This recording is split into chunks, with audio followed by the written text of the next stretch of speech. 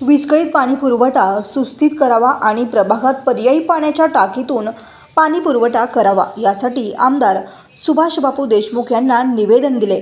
प्रभाग क्रमांक 19 येथील संपूर्ण प्रभागात 10 दिवसाला पाणी येत असून प्रभागातील नागरिकांना याचा प्रचंड त्रास होत असून या समस्येविषयी दक्षिण सोलापूरचे आमदार श्री सुभाष बापू देशमुख यांना निवेदन देऊन विनंती केली।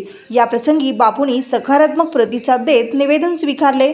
या भेटीदरम्यान प्रभागातील विविध समस्यांवर चर्चा झाली आणि शांतीनगर पाणी टाकीतून जर आपण प्रभागाला पाणी पुरवठा केल्यास प्रभागातील पाण्याची समस्या सुटेल अशी ही मागणी यावेळी केली।